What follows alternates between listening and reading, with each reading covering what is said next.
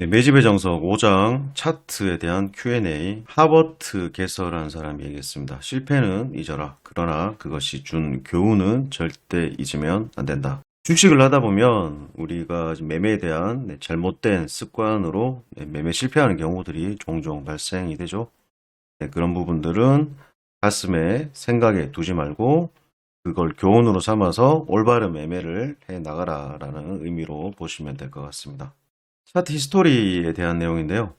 무상감자와 유상감자에 대한 이야기를 먼저 해보도록 할게요. 무상감자란 것은 회사의 규모를 줄이거나 합병할 때 주주들이 어떠한 보상도 받지 못하고 감자 비율만큼 주식수를 잃게 되는 것을 말합니다.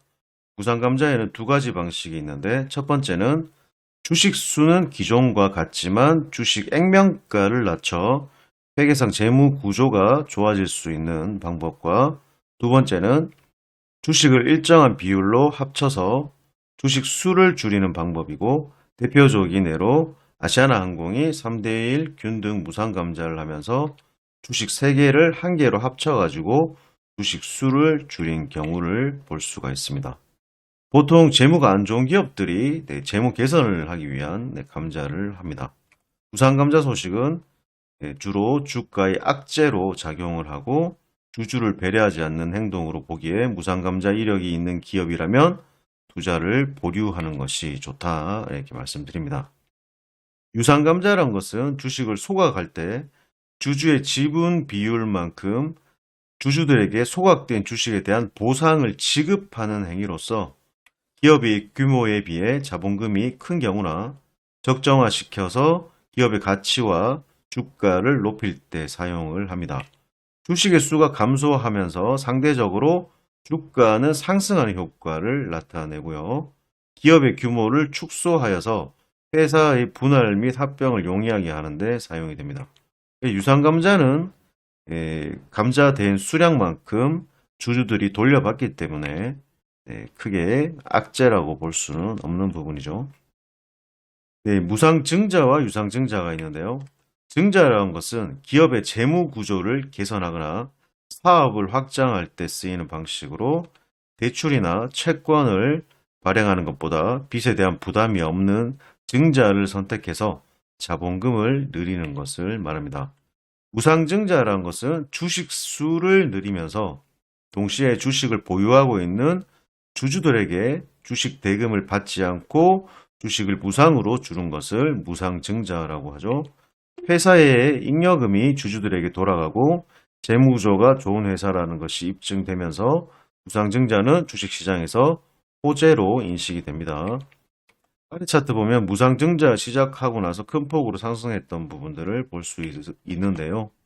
무상증자 하고 나서 권리락 이후에 급등했던 캔들의 형태가 있습니다. 간혹 가다 보면 무상증자 이후에 좀 조정 이후에 상승 하에 나가는 경우도 있고 무상증자 이후에 급등하는 세력들 작전이 들어오는 이런 경우들도 있다는 거 참고하시고요.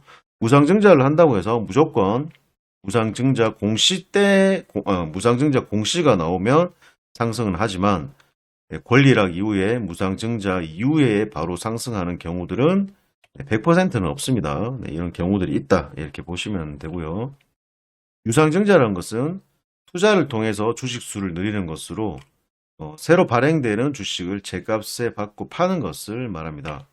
유상증자는 기업 경영이 좋지 않은 인식을 줄 수 있지만 만약 재무제표가 좋은 기업이 시설 투자나 사업 확장을 위해 시행하는 것이라면 호재로 작용하기도 합니다. 기업이 유상증자를 할 경우에 미리 공시를 통해서 주주들에게 알리는 것을 원칙으로 하고 아래 차트 보면 유상증자 후 갭 하락하는 모습을 볼 수 있는데 이때는 기업의 재무가 좋지 못한 경우가 대부분입니다. 갭 하락하면서 이렇게 만드는 경우들이 유상증자에 대한 부분에서 주주 배정 유상증자라든지 그런 부분들을 통해서 기업의 운영자금 이런 부분들을 만들어가는 부분에서는 악재로 인식이 되는 경우가 있다 이렇게 보시면 되고요. 기업의 재무제표를 보면 영업이익, 당기순이익, 유보율, 매출액이 하락하는 모습을 보실 수가 있죠. 여기 보시면 영업이익 당기순이 계속 적자를 내고 있고 부채는 증가되고 유보율 하락, 매출액 저하, 이자 보상 배율도 안 나와 있습니다. 마이너스겠죠.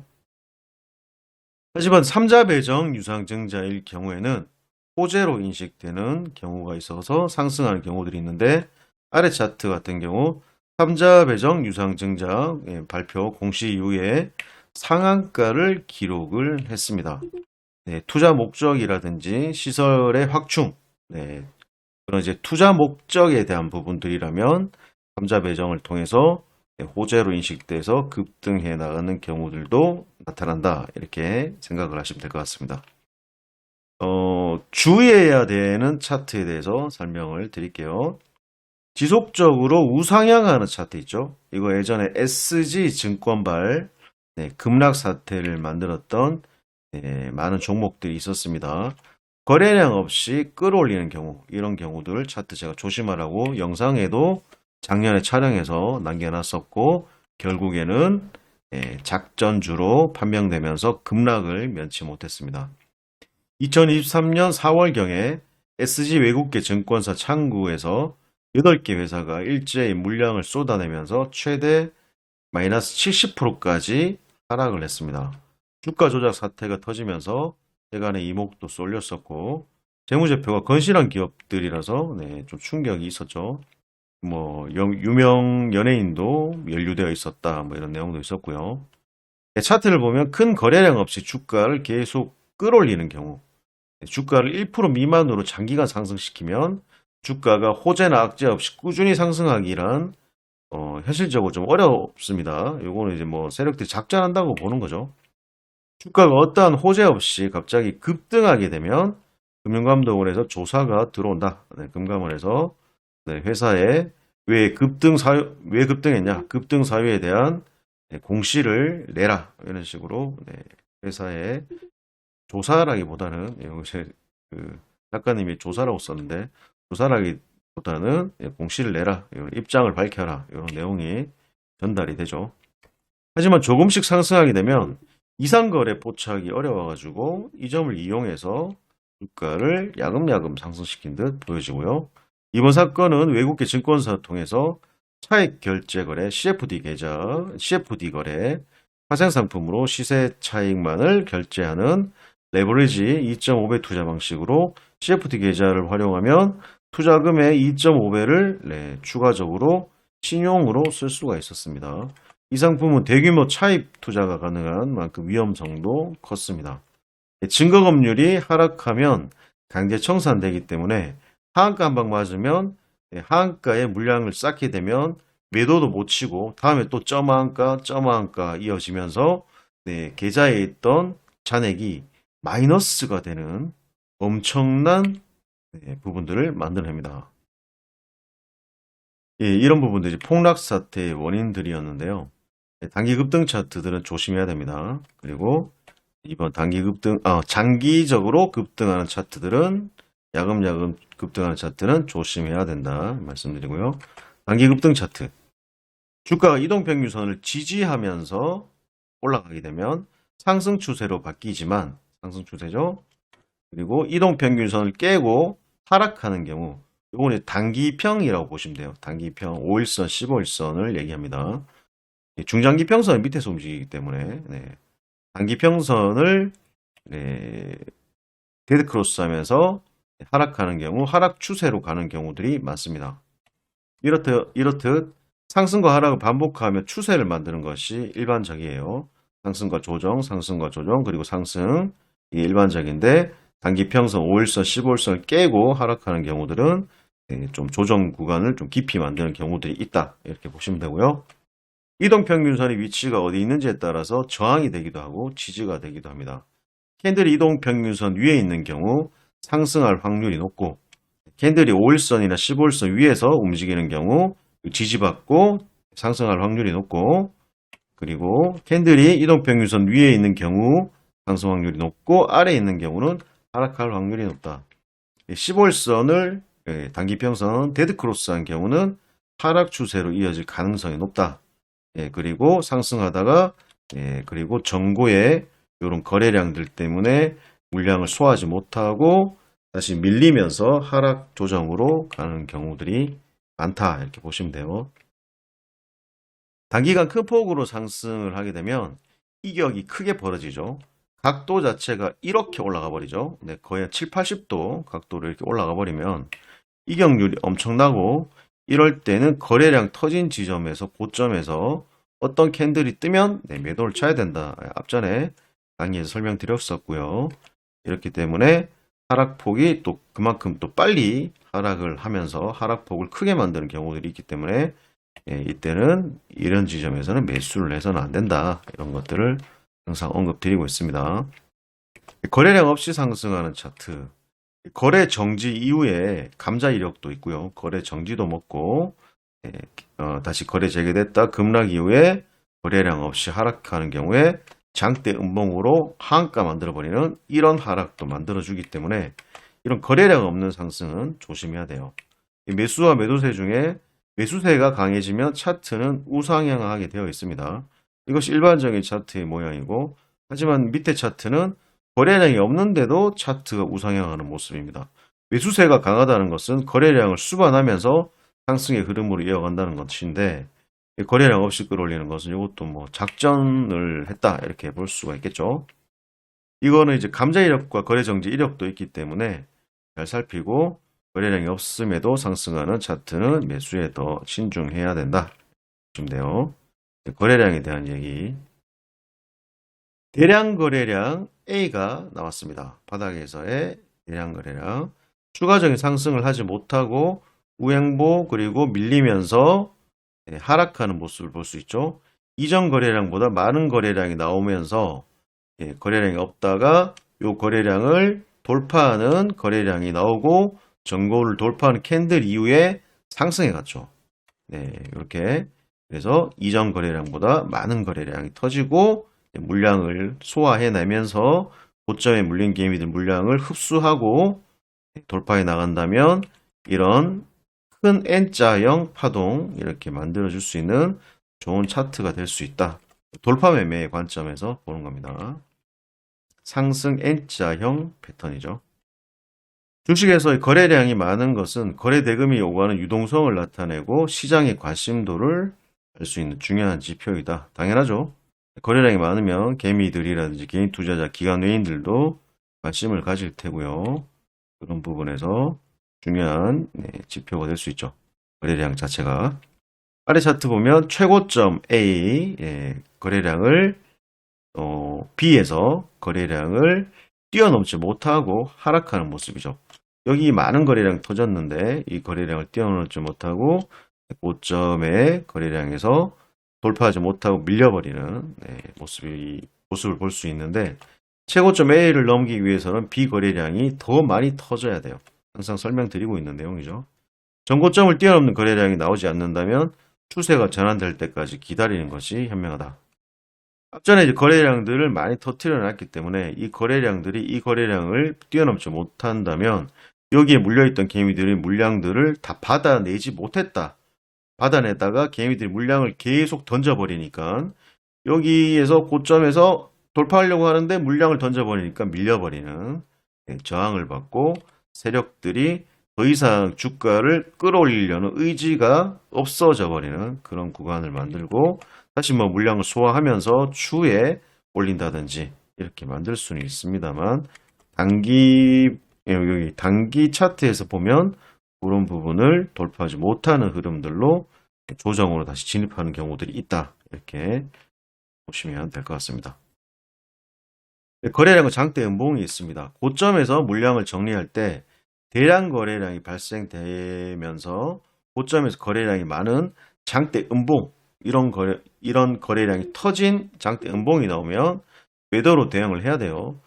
시초가를 갭을 띄워서 출발했다가 음봉으로 내려 꼽아버리면서 윗골이 달고 마무리되는 경우는 매도로 대응하는 게 맞고 추가 하락까지 만들어주면서 약한 모습으로 마감이 되는 경우들이 있습니다. 이것도 보면 장대 음봉으로 내려 까버리면서 하락하는 이런 경우들도 있고요. 그리고 주도주 찾기는 포털 사이트에서 찾아보면 여러 가지 관련주들, 특징주, 2차전지, 장비주 검색하면 종목이 나오고 뭐 이런 것들은 읽어보시고요. 상한가 근접하는 요 부분들 요 있죠. 네. 상한가, 하한가, 실시간 포착, 네. 키움 기준 0147 이런 것들 네. 살펴보면서 시장의 금일의 주도 테마주들이라든지 수급이 쏠리는 네. 관심 종목들을 좀 확인할 수 있다. 그런 내용이고요. 거래량 급증. 네. 장마감 후에 당일 거래량이 급증한 종목과 수급 및 상승에 관련된 이슈와 종목을 찾아 정리하고 거래량이 많이 터졌다는 것은 수급이 강하다는 말과 같습니다. 시장의 관심이 강하다는 말도 같은 말이죠. 이런 경우는 다음날 시초가 매매를 통해서 이게 좀 저조하게 출발할 경우가 있습니다. 장대 양봉 이후에 여기서 조금 이렇게 움직이려고 할 때 시초가 매수해서 짧게 매매하는 그렇게 단타로 대응하면서 수익을 낼 수도 있다. 그런 부분들 100%는 아닙니다. 장대 양봉을 만들고 나서 음봉으로 개파랗게 해서 숨은 음봉 만드는 경우도 있기 때문에 참고용으로만 보시라는 거고 100%는 없습니다. 내 기준을 가지고 기준에 맞게끔 매매를 해 나가는 것이고요. 이렇게 좀 살펴보면 되고요. 당일의 특징 종목 급등 이유에 대해서 작성해 뒀는데 이거는 주세현TV 카페에 가시면요. 여기서 증시 관련 동향이 있습니다. 증시 관련 동향 보면 장 초반에 개장 전 주요 이슈라든지 특징주, 특징 테마, 장 후반에 특징 테마, 특징 종목, 오늘 상한가 간 종목들, 급등한 종목들, 그 다음에 또 장전에 뉴욕 마켓 브리핑이라든지 이런 것들 올려드리고 있으니까 참고해서 보시면 될 것 같습니다. 업종과 종목은 주식을 크게 보면 업종이고 업종 안에서 종목이 있다. 내 종목이 상승하는지 보려면 업종을 먼저 확인하는데 업종이 상승할 경우 관련 종목이 상승할 가능성이 높다. 이건 섹터 순환매를 얘기하는 거고요. 아래 차트를 보면 업종 차트에 기계는 바닥에서 상승 후 눌림 구간에 있고 이를 통해 기계 관련주들이 조만간 상승 가능성이 있다라는 것을 알 수 있다, 예측할 수 있다 이런 것들이죠. 이런 것도 참고하시고 계절성 이슈라고 해서 5월 11일 날 동물용 의약품 기업 주가가 급등하는 이슈와 함께 관련 기업 주가가 장 초반에 급등했고 부재력이 발생하게 되면 6개 관련주가 상승하게 된다. 이런 것들은 기본적으로 알고 계시죠? 제일바이오나 대성미생물 등 동물용 의약품 생산업체의 주가도 모두 상승하는 경우들을 볼 수가 있다. 이런 경우는 단타로 대응하면서 시장의 오늘 섹터 순환매가 어떤 것인가, 시장의 테마가 어떻게 형성이 되어 있는가 그런 것들을 관찰해 가면서 단타로 매매할 수 있다. 이런 내용이고요. 대성미생물은 1차, 2차 매집봉을 만든 후 행보기간을 거쳐서 상한가를 기록을 했는데 매집 후 거래 없는 하락을 만든 후 호재성 이슈와 함께 상한가를 기록했다. 이런 내용이었습니다. 대성미생물 차트를 한번 보면요. 그의 기록이 되어 있던 저런 부분들은 여기였어요. 여기였습니다.